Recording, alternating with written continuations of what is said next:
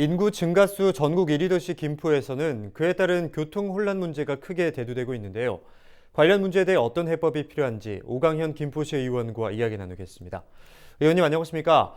김포시 교통정체 문제가 구체적으로 얼마나 심각한지 말씀해 주시죠.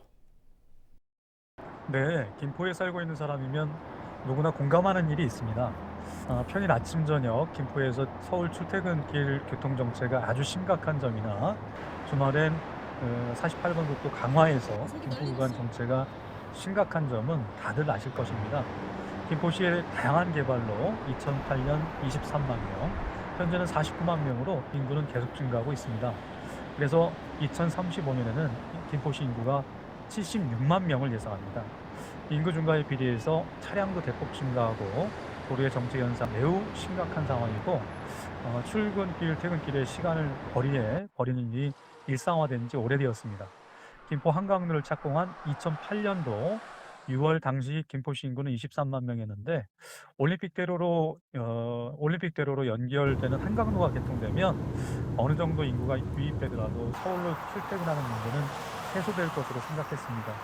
또한 2014년 기공식을 하였던 김포 골드라인도 일 최대 8만 8천 명 수송할 수 있어서 개통되면 이 또한 이제 대대적인 교통 분산 효과로 출퇴근 교통 정체가 어느 정도는 해소될 것으로 예상을 했는데 인구는 이제 12년 만에 배 이상 증가돼서 49만 명이 되었습니다.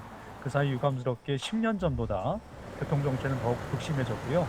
냉정하게 현실을 직시해 보면 인구 증가 즉 수요에 비해 우리의 교통 대책은 따라가지 못하고 있는 현실이라고 생각이 듭니다.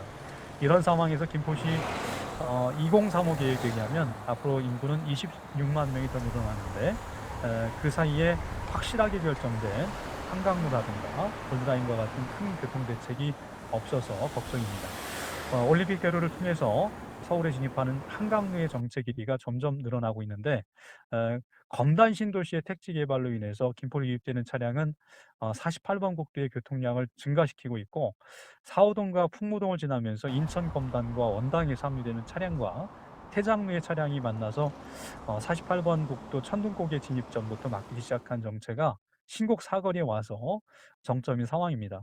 또한 최근 입주한 신곡 6지구가 있는데요. 아파트 차량이 유입되면서 신곡 사거리를 지나서 개화동까지 상습 정체가 되고 있는 상황입니다. 골드라인 전철 역시 출근 시간 혼잡률이 250% 이상을 상회하고 있어서 가장 극심한 상황입니다. 김포도시관리공사에 의하면 앞으로 김포 고촌 지구 복합 개발을 비롯해서 10개의 개발 사업이 순차적으로 착공해서 준공할 예정입니다. 민간 택지 개발 사업까지 포함하면 예상해 보면 기존의 정체 상황에서 특단의 조치를 취하지 않고는 교통 정체가 더욱 가중될 수밖에 없는 상황이라고 생각이 됩니다. 교통정체 문제에 대해서 짚어주셨는데요. 그렇다면 김포시에서는 현재 교통정체 문제를 해결하기 위해서 어떤 계획들을 진행하고 있습니까? 네, 현재 교통 문제를 해결하기 위한 도로 개선 계획에 계양에서 강화간 고속도로, 영사정 IC, 한강선 및 올림픽대로로 버스 전용 차선 등이 준비되어 있습니다. 철도 계획은 아직 확정되지 않은 서울 지하철 연장과 수도권 광역 급행 철도 등이 있는데요. 사실 이것만으로는 인구 증가에 따른 차량 증가를 감당하지 못할 것으로 예상됩니다. 또한 이는 10년 이상의 시간이 소요될 가능성이 높다는 의견이 많습니다. 김포의 인구 증가와 교통 상황을 고려해 보면 이 계획들을 시간을 단축시켜서 사업이 빠르게 진행되어야 되고요. 꼭 반드시 진행되어야 됩니다. 단기 계획은 더욱 조속한 시일에, 중장기 계획은 좀 더 앞당겨 사업이 완공되어야 하고 이에 추가적인 방안까지 더 논의를 해야 될 실정입니다. 시민들의 시간이 거리에서 낭비되는 것은 국가적인 예산 낭비라고 봅니다. 그렇다면 끝으로 김포시의 교통정체 문제 해결을 위해서 구체적인 대응책들도 함께 제시해 주시죠. 네. 구체적인 대응책 중에서 첫 번째로 출퇴근 교통 문제 해결을 위한 종합적인 용역이 필요하다고 생각이 됩니다. 즉 전문가를 통해서 현재 계획을 포함한 전체적인 종합적 용역으로 단기, 중기, 장기적인 단계별 해결 방법을 도출해야 합니다.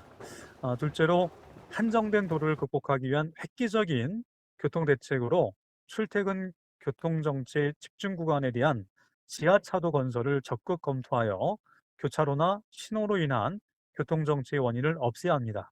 이와 함께 김포 서울 간 셔틀버스 운행이라든가 정기 굴절버스 도입, 로드지퍼, 지능형 교통 시스템 적극 도입 등을 제안합니다. 세 번째, 개발 사업에 있어 더욱 신중한 계획과 함께 이후 시행되는 것은 개발사의 개발 이익 분담금을 더 확보를 통해서 교통 문제에 적극 활용해 주길 제안합니다. 즉 현재 고촌읍을 비롯한 남부권, 북부권에 있어 개발하거나 예정되어 있는 곳이 여러 곳입니다. 시행사의 개발로 인해 더욱 가중되는 교통 문제의 책임을 확실하게 부여해야 합니다. 넷째, 버스 전용 차로가 김포공항 또는 개화역까지 연장될 수 있도록 적극 나서주기 바랍니다. 현재 풍무동에서 신곡 사거리까지 운영 중이지만 48번 국도의 서울 경계 병목 현상으로 효과가 떨어지고 있습니다. 이에 서울시와 적극적인 협의로 김포공항 방면 주요 환승역까지 버스 전용 차로를 출퇴근 시간만이라도 탄력적으로 도입할 수 있도록 해야 합니다.